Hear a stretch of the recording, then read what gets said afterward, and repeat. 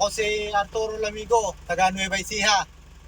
Shout out sa mga katrabaho ko dyan sa BF Street Talugtog, kay Tropang Renz, tsaka sa pamangkin kong si Christian, at sa buong company.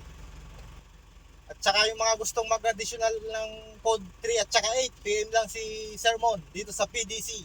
Yan, salamat sir. Sige sir, drive na to sir. So ayan po si Sir Arthur, taga Nueva Ecija po. Malayo-layo din pinanggalingan ni sir. Para lang makapag-PDC. Yan po kasi yung hahanapin sa LTO ngayon mga sir, yung PDC certificate po. So nakukuha po yun sa mga driving school na accredited ni LTO. Tulad dito sa amin. So kami po is accredited din ni TESDA. So kung kayo po ay mapunta dito at dumiretso kayo sa aming opisina, magkaiba po kasi yung school at office.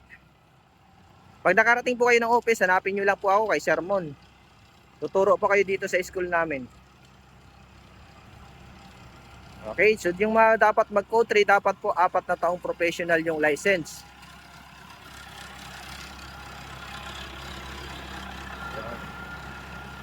Tulad nito ni Sir, ang lisensya ni Sir is more than 4 years na.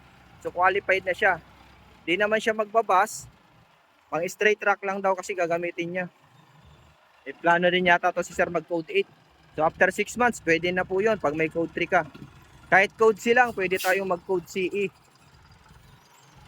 Kaya lang, mag-aantay lang tayo ng 6 months.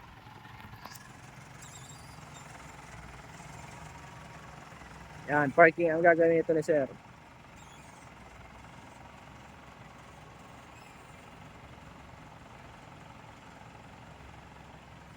Okay, so yung mga gusto dyan mag-code 3 or code 8, mga PM lang mga sir.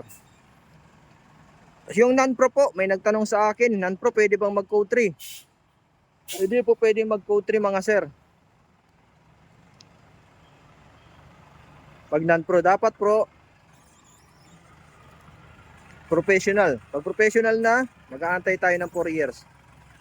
Yan, brake, atras. Kanan, kanan. Yan. Sige.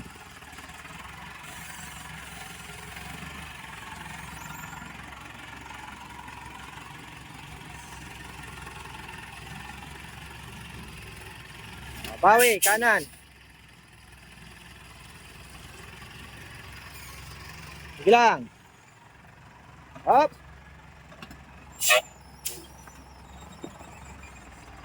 Yan, ayos. O, break. Okay, yan si Sir. Yan po, yung mga gusto mga additional code 3 at code 8 PM lang po. Maraming salamat po. God bless po sa lahat. Follow nyo po ako sa Facebook, TikTok at YouTube. God bless po.